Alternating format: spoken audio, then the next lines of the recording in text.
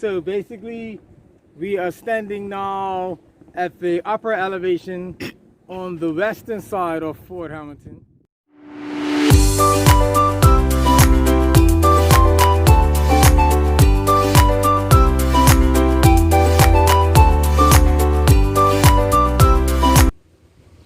Gandang araw mga tropa.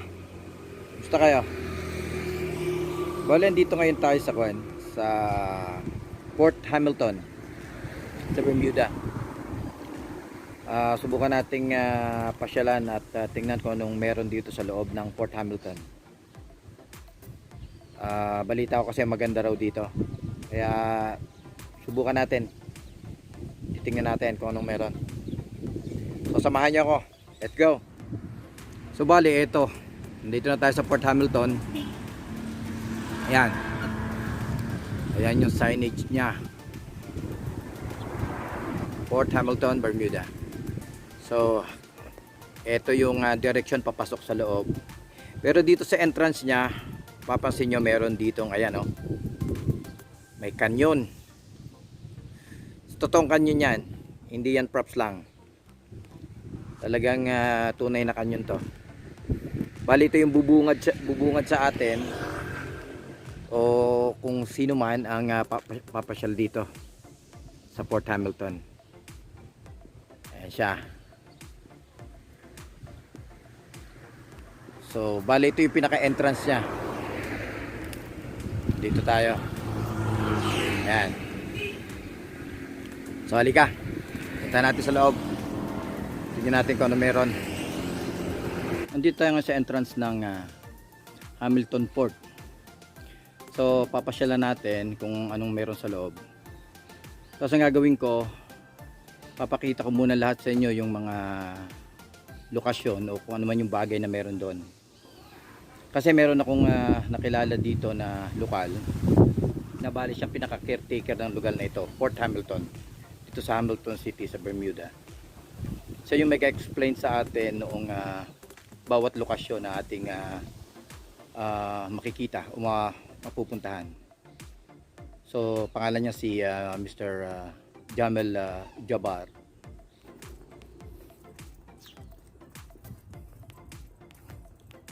So bale, ito yung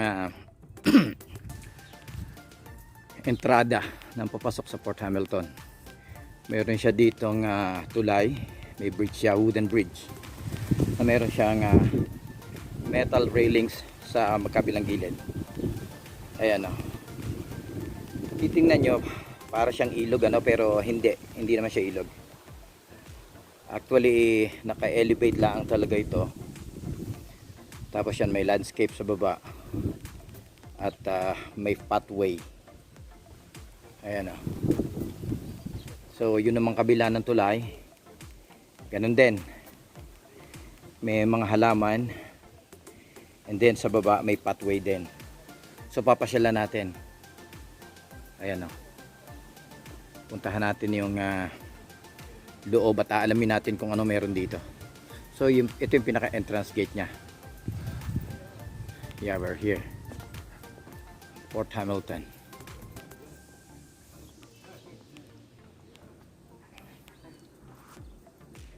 So dito sa entrada, ayan, may makikita tayo na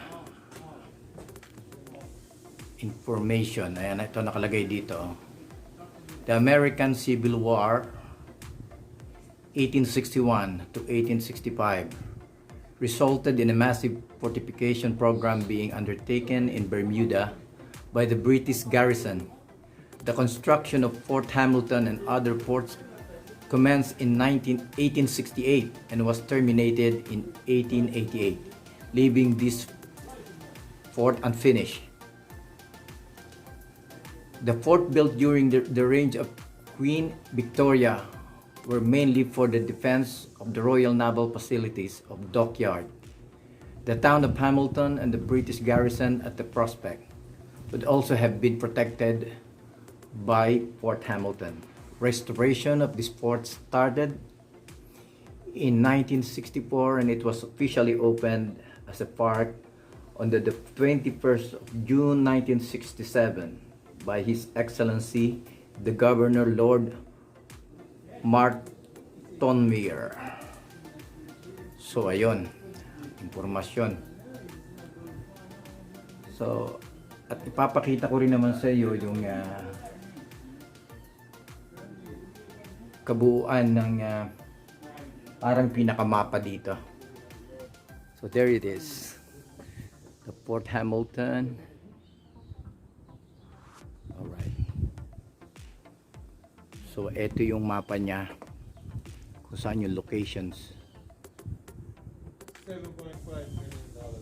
Meron silang mga guns, canyon. Pasala natin.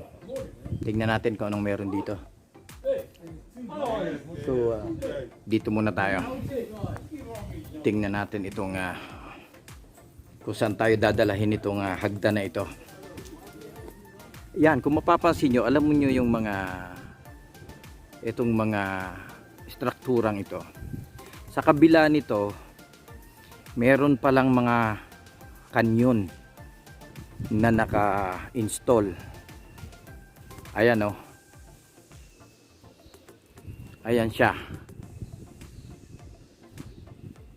So, meron din siyang tinatawag na shell recess. No, parang storage ito ng siguro baka mga bala ng kanyon. Ano ba nakasulat dito? Tingnan natin.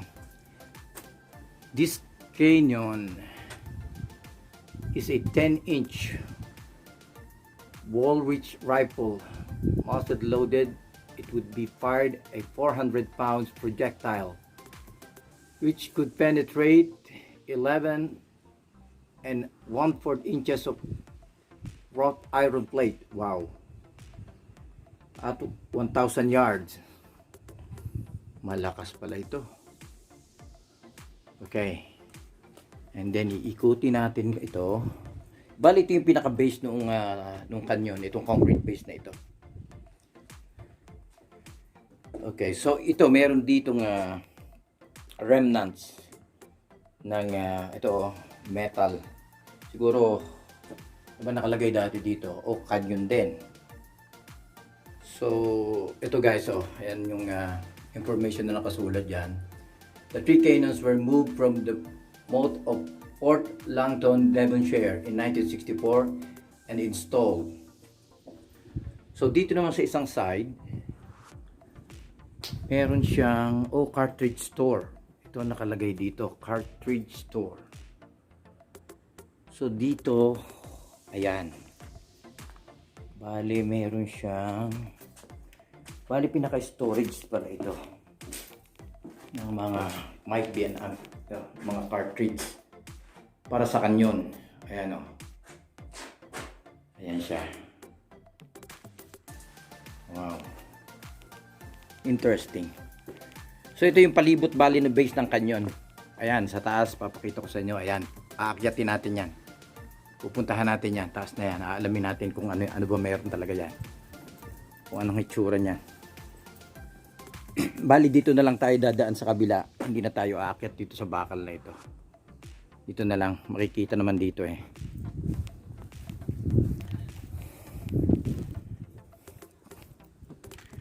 Ayan, dito yung access niya paakyat para makita natin yung kabuuan ng kanyon na ito. Ayan, bang klase So talagang naka-set up siya dito. Ito yung paligid niya. Ayan. Naka-set. At hindi lang iisang piraso ito, marami ito. At itong unang kanyon na nakikita natin ngayon, papakita ko sa inyo kung gaano kalaki yung butas niya. Ayan So para magkaroon kayo ng idea kung gaano talaga ito kalaki, ito ipapakita ko sa inyo sa kamay ko. Ayan Hindi umabot yung dangkal ng kamay ko sa laki ng butas ng kanyon na ito. Ayan. So ganyan ang itsura niya kapag dito ka sa taas. At kung mapapansin nyo, itong kanyon na ito, nakapix lang siya sa isang direksyon. So it's either na pwede lang siyang itaas at ibaba.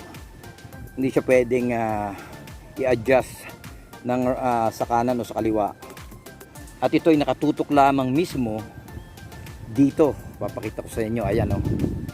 Dito mismo sa sentro o sa pusod ng Hamilton City. Ayan yung naka-overlook tayo dito sa Hamilton City. Ayan. So dito sa taas na to makikita natin ng buo o ang kabuuan ng Hamilton City. So diyan siya. Tapos dito sa kabila meron pa ring isang kanyon. Ayan oh.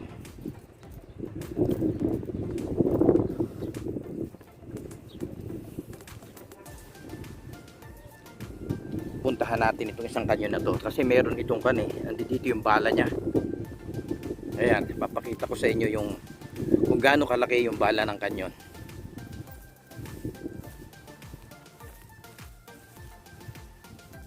Ayan guys. So halos yung struktura nito ay kagaya din ng una. Ayan, identical sila.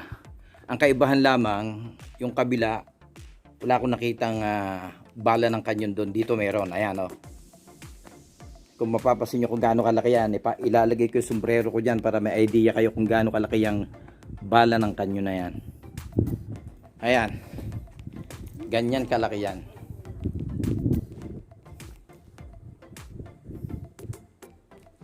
Diba? So imagine yung tatamaan yan kung gaanong kalakas yan. At dito ganun din.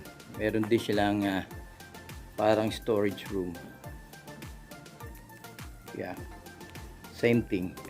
Parehas siya nung una natin pinuntahan. Ayan oh. Bala ng kanyon na to. So bali itong kanyon na ito, kung mapapansin natin, ay nakaset up siya sa iba't ibang lokasyon. Nakapoint siya sa iba't ibang lokasyon, nakatutok. So eto.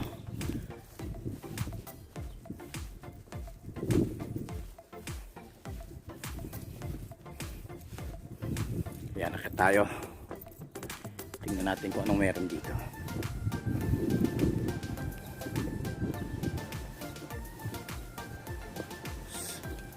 So yung isang kanyon na nakita natin, yung pangalawa, almost doon din siya nakatutok sa Hamilton City, pero in a different angle.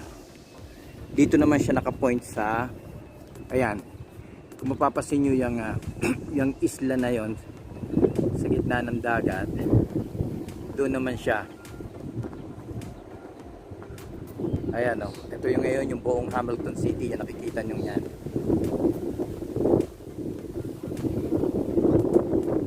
Bali, ginawa itong fort na ito para proteksyonan ang Hamilton City. Ayan, nakikita nyo, Hamilton. So, balik ulit tayo.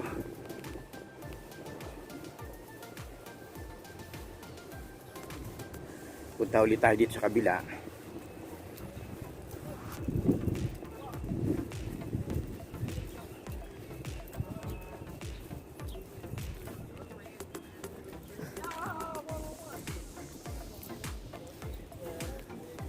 Good afternoon.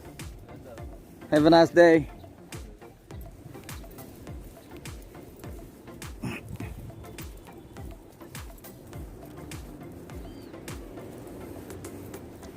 Ito, so ganun pa rin. Ito yung patatlong kanyon ngayon na nakikita natin na halos ganun din ang estilo, ang design. Kaya lang ang pagkakaiba, nakapoint siya sa ibang direksyon naman. So bale, nandito siya lang sa tuktok, and then yung mga kanyon ay nakatutok sa iba't ibang lokasyon ng isla. At ando dun din yung bala niya, oh, yun oh. Meron din. So halos parehas na parehas din yung konstruksyon ng istruktura. Pero teka, merong kuweba doon. May tunnel doon, parang masarap puntahan yun ha. Pero bago natin puntahan yun guys, ikutin muna natin dito sa taas. Kasi yung tunnel na yun, nandito siya sa parting baba. So dito, tapusin muna natin dito sa taas.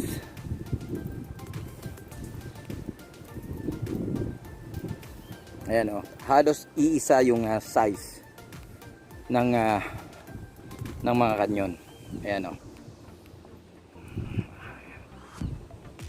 Ayan siya.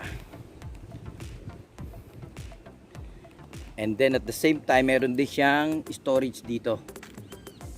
Parang storage ng mga bala o pwede na rin siguro taguan ng mga kung ano man. Ito pa. So bali umiikot lang tayo dito base dun sa mapang ipinakita ko sa inyo kanina. Inuna natin na puntahan itong itaas. So ito muna yung ating ginagala sa taas. So dito kung mapapansin nyo, wala na yung kanyon na nakalagay. Ewan ko lang kung anong rason bakit siguro dinismantle na nila. Ayan. So kaparehas din ito. Parehas ng lokasyon. Pero ang pagkakaiba lang, wala na yung kanyon dito. Natanggal na.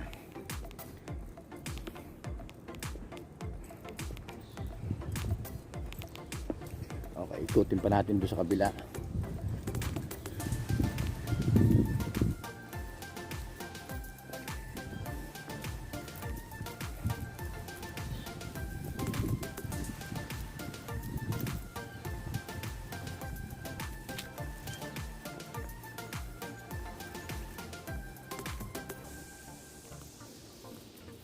So ganun din dito sa kabilang parte. Ganun din. Wala na rin yung lumang kanyon na naka-install dito. Ayan o. Dinismantle na nila. Dismantle na. So ang tanging natitira na lang na naiwan dito ay yung bala. Ayun o. Yung bala niya. Ayan. Dalawa na yan. So, bali pupunta tayo ngayon sa baba guys. Titingnan natin yung mga tunnel kung ano ba meron doon. Okay, baba tayo guys. Tingnan natin kung ano meron sa baba.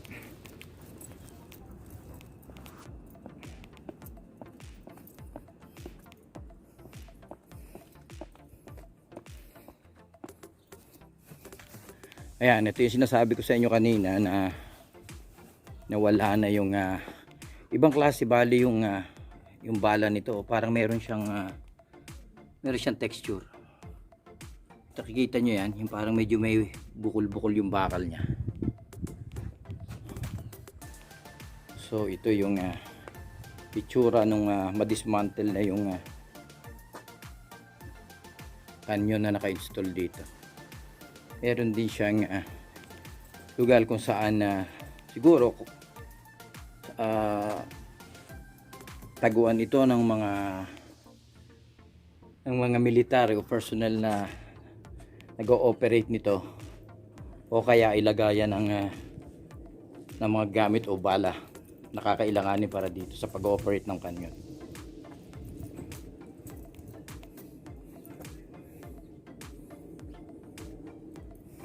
Okay, so bali itong lugar nito ginawa na nilang parke para mapasyalan ng mga bisita, ng mga tao na gustong makita itong lugar. Maganda siya, very interesting, saka bahagi ito ng kanilang history.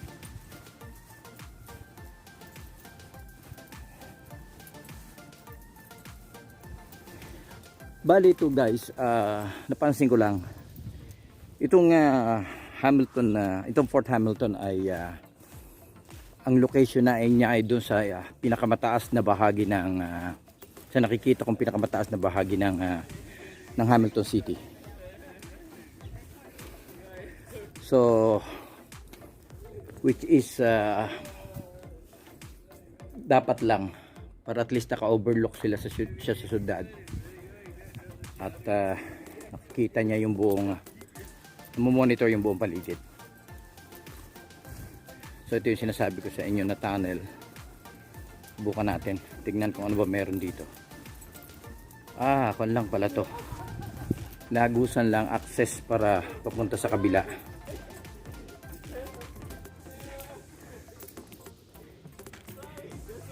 Yeah, and there is, wow. At ito, meron palang tunnel na pababa rito. Okay. So, underground, ito ha. Pupuntahan natin ngayon guys yung underground galleries and moat garden. Samahan nyo ako. Ayan. Unti natin titingnan kung malalim dito Ito yung underground galleries. Wow.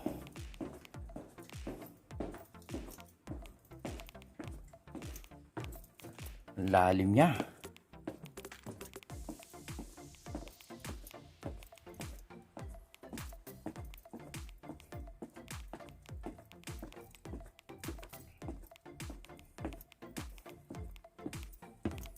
Titingnan natin kung ano meron sa ilalim. Pero malamig siya. Fairness, malamig yung temperatura niya habang lumalalim.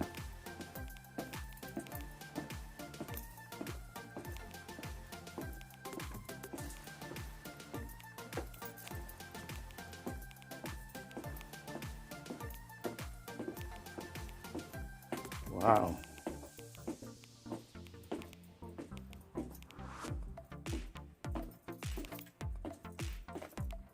So ito yung underground gallery na sinasabi nila. Moat garden.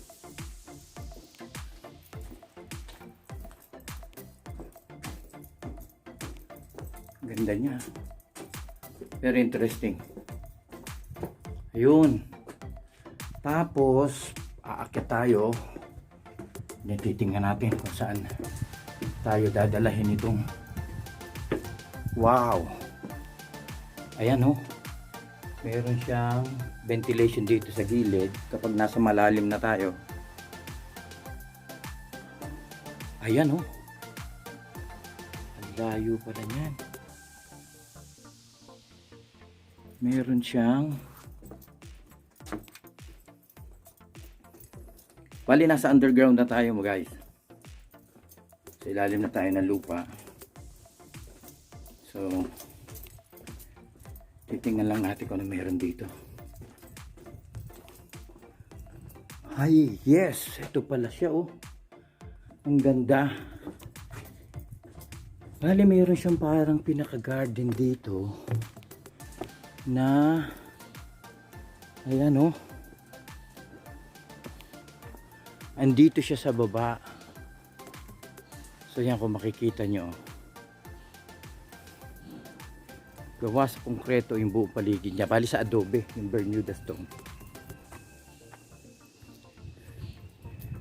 At dadalhin ka pala ng way na to dito sa mga halaman, puno at halaman sa paligid niya. Ayan. Wow. Ang ganda. Okay.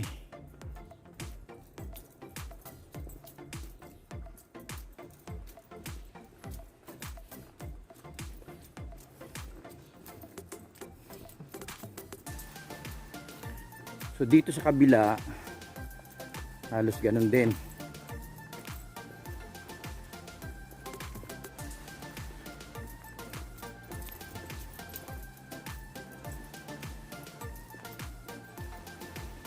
Alam mo, ang lamig dito sa loob na to. Palibhasa kasi marami siyang puno. Ayun, ang ganda ng setup ng mga puno. So balik tayo guys, tingnan natin naman yung kabilang bahagi ng tunnel. Pinasok natin kanina.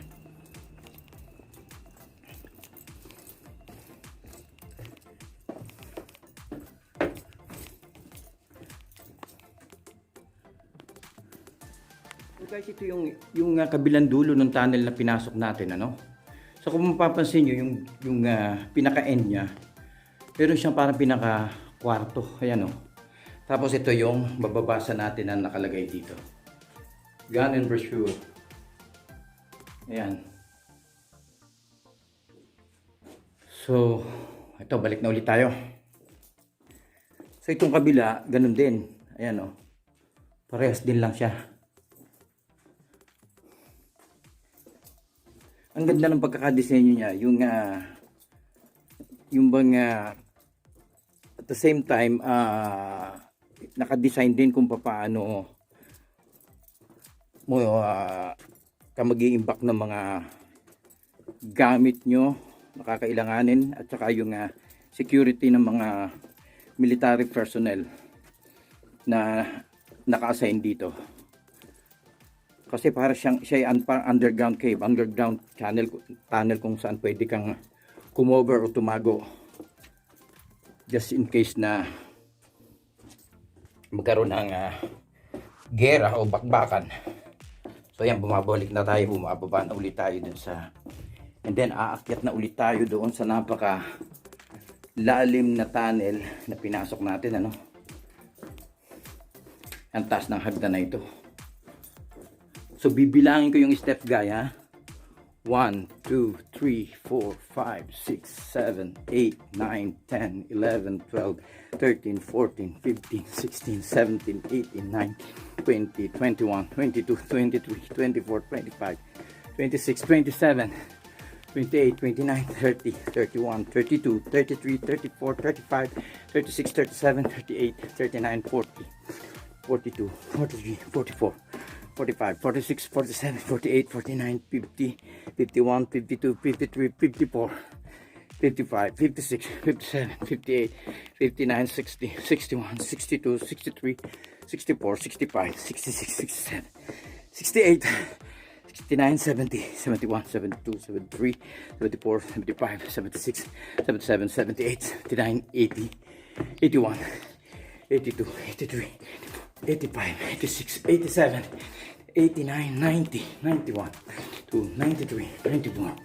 96, 97, 98, 99, 100, 101, 102, 103, 104, 105, 106, 107, 108 to be exact. So, 108 steps mula sa taas papunta sa baba, at mula dun sa baba papunta dito sa taas. Ayan, oh, hinihingal ako, pero ang ganda, napakaganda. Pahinga muna tayo, guys.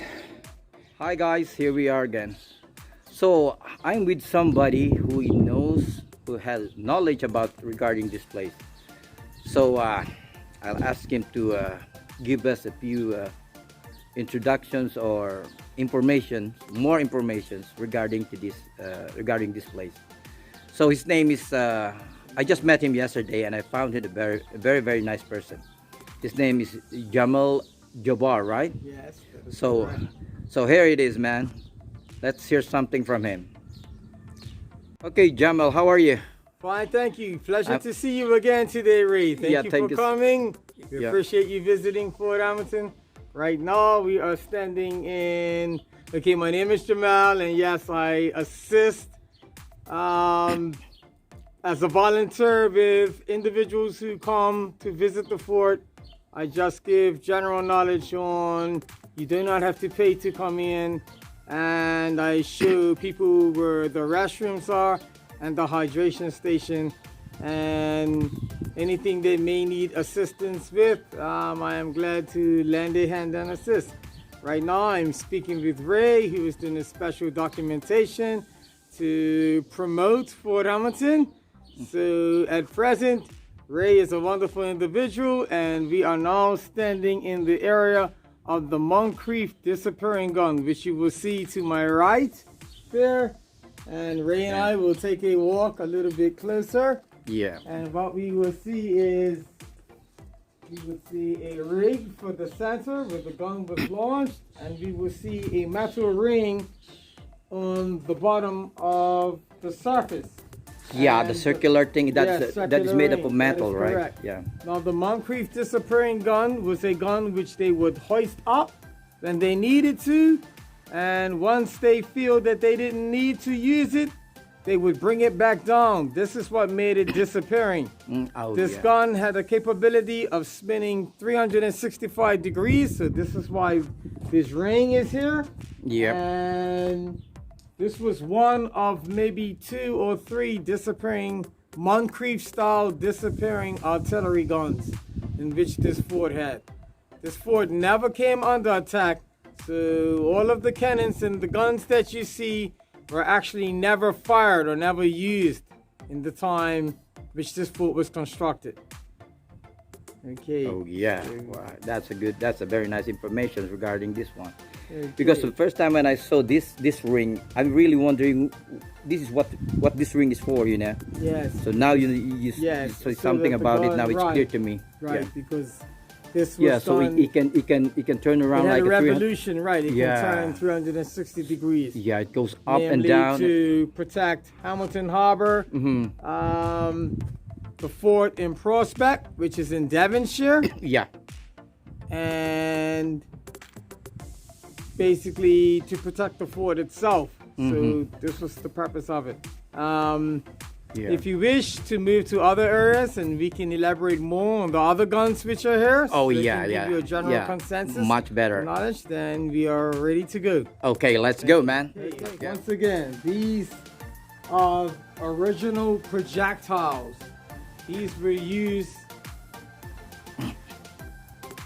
as forms of ammunition for the cannons, and these would have been fired from the cannons out to sea to destroy any enemy boats which may have come. These things were capable of turning through 4 to 5 to 6 inches of wrought iron steel once these things were projected from the cannons. In Bermuda's good fortune, this particular fort never came under attack from the Spaniards, so these original projectiles were never used and they were never fired. But the purpose of them and the intent of them and the destruction and the damage that they had the capabilities of doing was something which was quite phenomenal at that time, when engineering and invention and precision and things like that was just sort of coming to fruition with the market.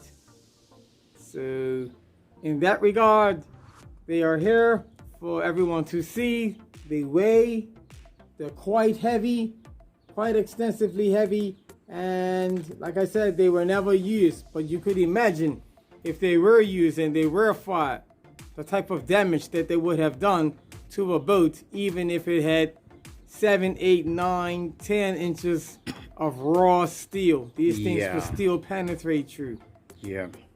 Yes. And that is full of gunpowder inside, right? Yes, they said a lot of shredded metal. Shredded metal, yeah. Yes, and powder-like material substance.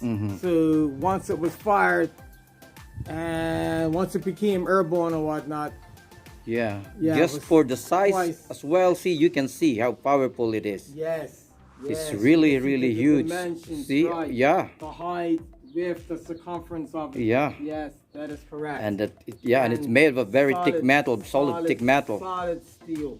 Yeah, solid man. Steel. Solid Yep. steel.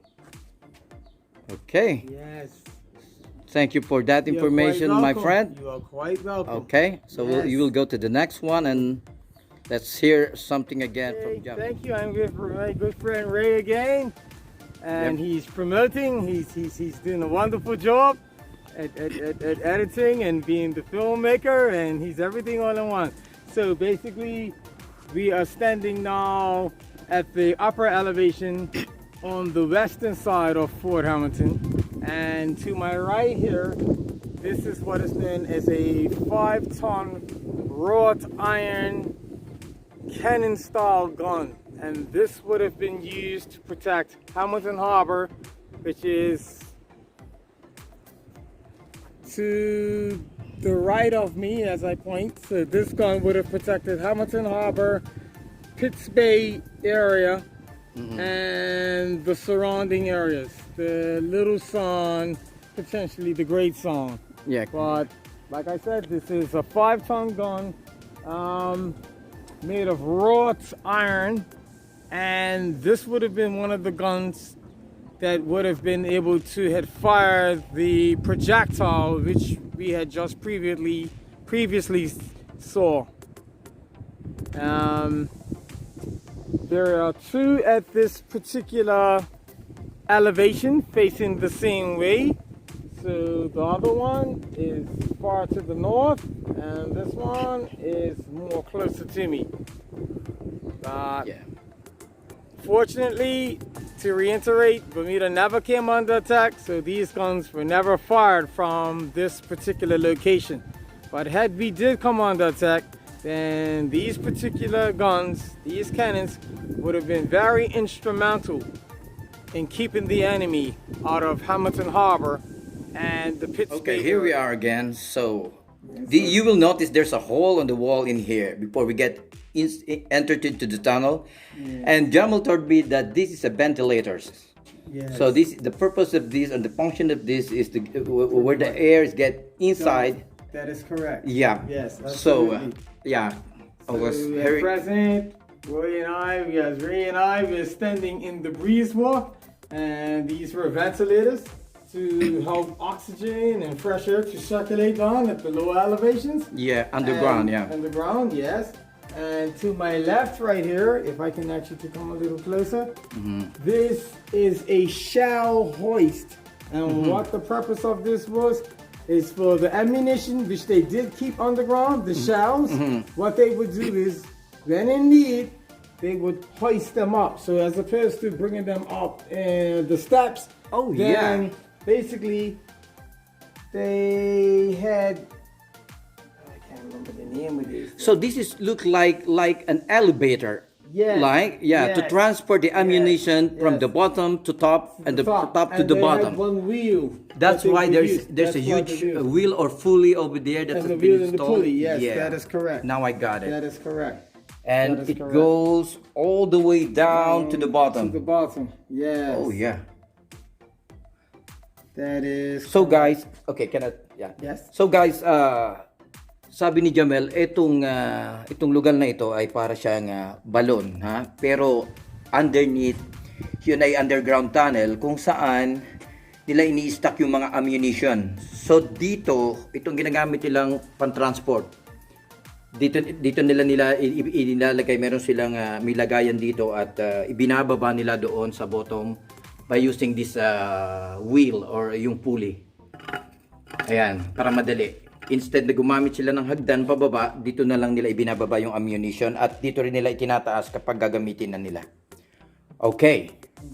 So go ahead, my friend. Yes, so we're leaving the chase with the shell hoist and pulley is, and now we are still inside of the breeze walk, but we're going to head down the steps and we're going to head into the tunnels and the underground garden moats, which are outside. All right. Okay, so we are on our way. Let's go.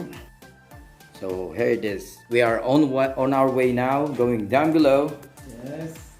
So can you say something about this? Yes, so this was all excavated all by hand in a time where there was no electricity in Bermuda. All of the bricks which you see to your left along the wall and the bricks that you see on the right, all of these bricks were brought to Bermuda wrapped in newspaper. Wow.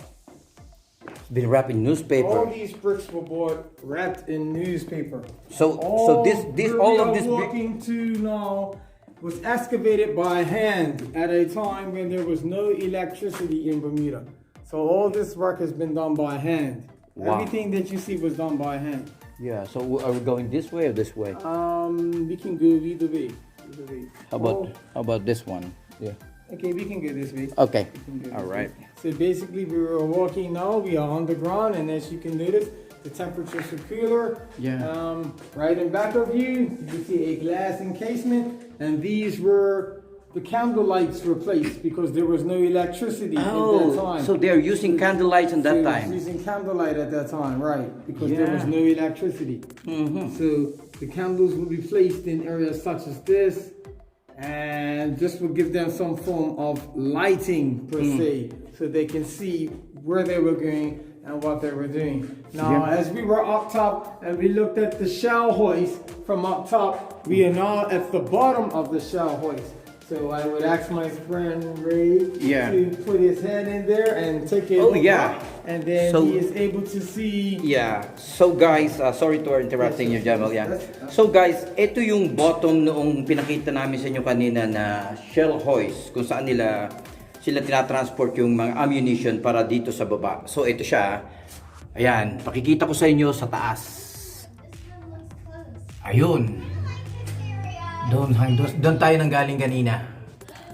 So dito nila ibinababa yan. And then dito ngayon nila ini-stack yung mga ammunition nila. Ito yung mga rooms nila for ammunitions. Alright, so these serves as room for ammunitions, like a stock room, something like that? Yes, that is correct. And these are also areas where some of the soldiers at that time and the people that were actually constructing the fort, these are areas where some of them may have stayed. So they may have even rested here, because when the time was when they needed to hoist the shells up, time was of the emphasis, so they could not wait to have people to come and come down and send it up. So basically they would have people already here in place, and they would just put the shells there and send them up. Wow. So that's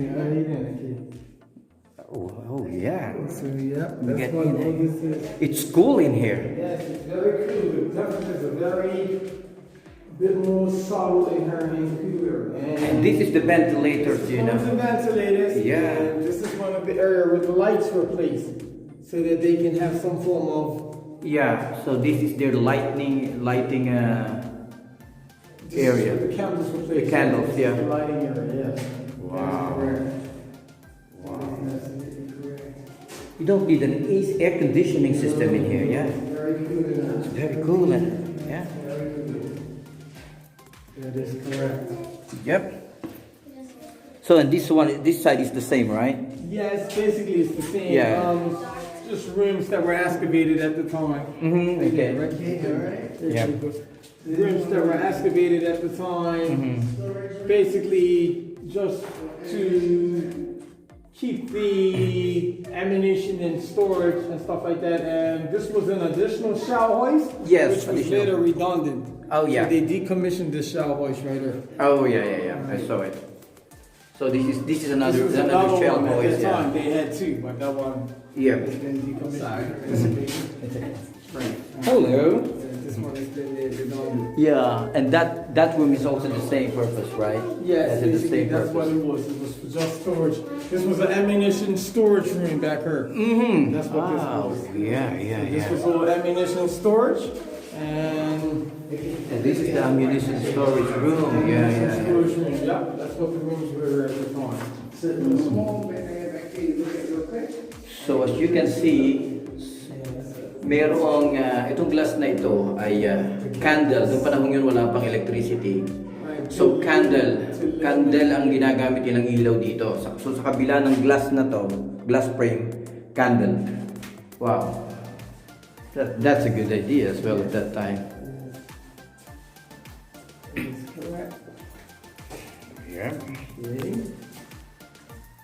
So, eto guys, nandito tayo sa other side of the tunnel. So, mapapansin nyo, meron siyang parang mga butas dito. Ito, lahat ito handmade. So, ginawa ito with the different angles yung cut ng, dahil ito sa air ventilation.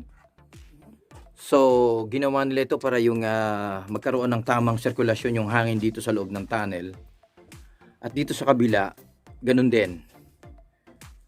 So, yung yung architectural design, you know, I found the architectural design of this is really amazing. Yes, at the time. At the time. Right. And all of this has been shapen by hand, right? By hand, By hand. The 17th, 18th century. Wow. That is correct. All by hand. No power Yeah, tools. no power tools, no modern equipment. No Yeah, hy- just by hand. All by hand. No hydraulics. No electricity. Oh yeah. Everything was by hand. By hand. By hand. So it looks like, see on the rock, there is a beehive on that rock. Yes, there's a honeycomb. From, as you can see, there's the honeybee buzzing around it now. Yeah, I saw it. Right. Yeah. Right. So this is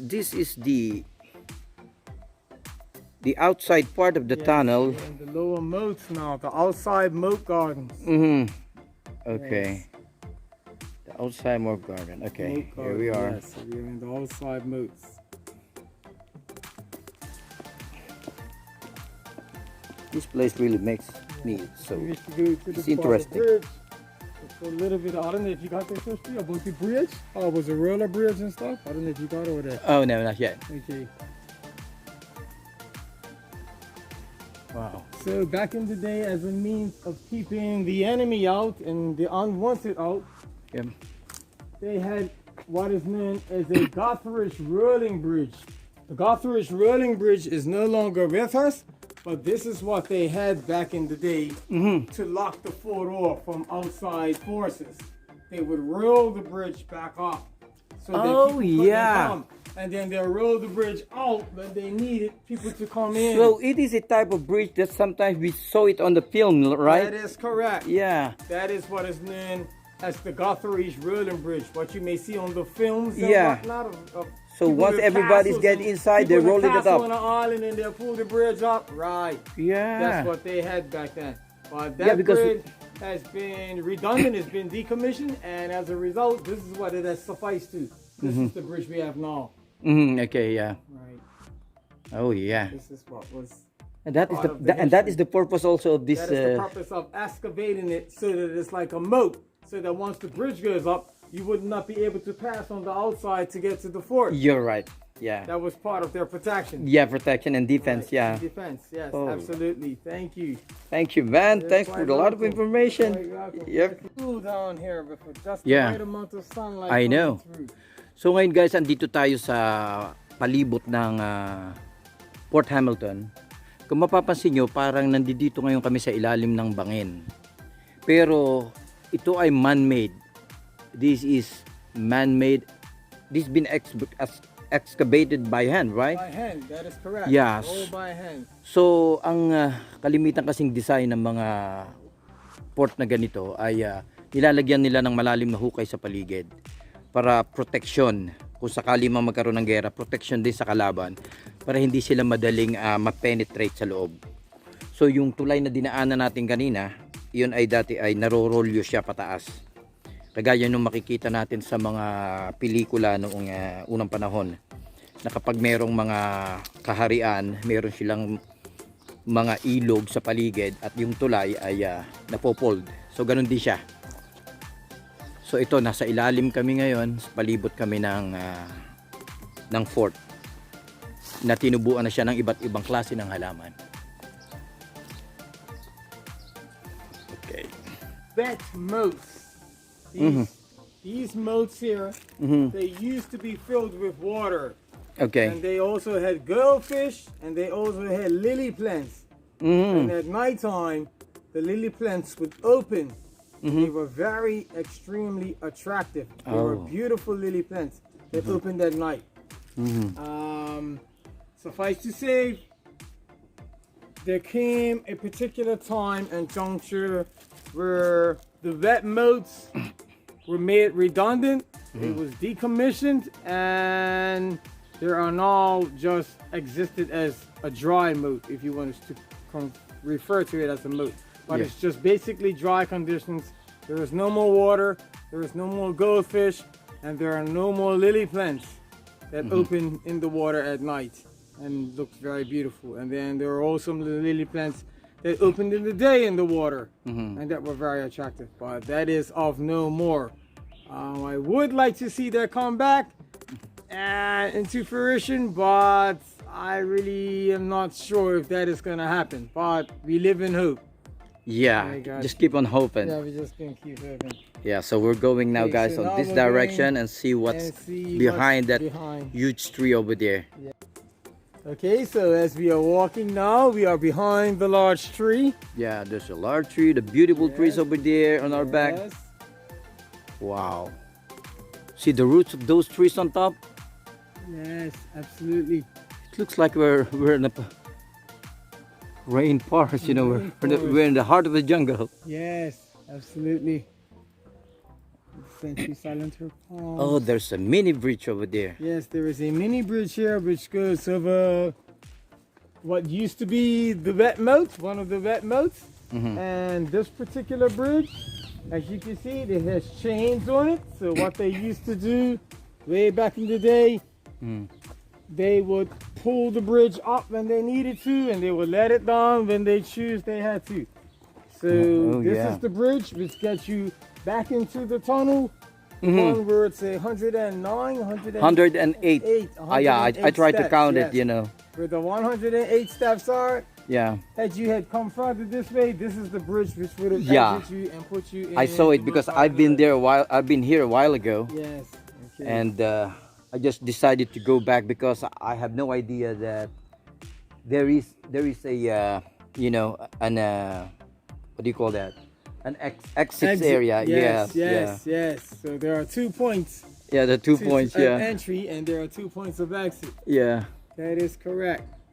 Because before I was confused and I thought that I might get lost. Right, but no. If you just go in the circle, you will find. Yeah, okay. You will find yourself. And I'm lucky to find you, you know, so you can show me I'm, around. I'm lucky to have you to come by. I appreciate you coming. And you tell me a lot of stories and you know, and histories and facts about this place and how it built and the purpose of building this kind of thing. Yeah.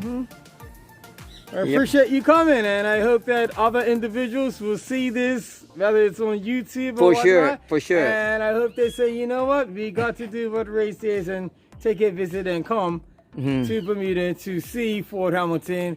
And when if they do come, we're gonna make sure that the place is a lot more pristine, a lot more cleaner. We're gonna try to get a lot more flowers and stuff to grow and stuff like that, so the place will be fragrant and warm and welcoming for all to attend. Yeah, for sure. I'm sure that's gonna happen, man. Okay. Yeah. I can appreciate that. Well, you're the best promoter for it. You're the guy. Thank you, Dan, and thank you for your time. You're quite welcome. Thank you, Anytime. appreciate it. Absolutely. I love it. Yeah. Okay. Thank you. Okay. Very much, Ray. Hi guys, we are now in the end of the tunnels, and I was so thankful that I found my newfound friend, you know, Jabbar. He's the one who knows a lot of things regarding this place. So he helps me on, you know, explaining and telling the stories, the real stories about this kind of place. So I really appreciate that, Jamal, and Yes. I want to thank you for that. So can you say something more, Yes. the last word for our viewers? Okay. And this is for our viewers. To our viewers, thank you for Ray.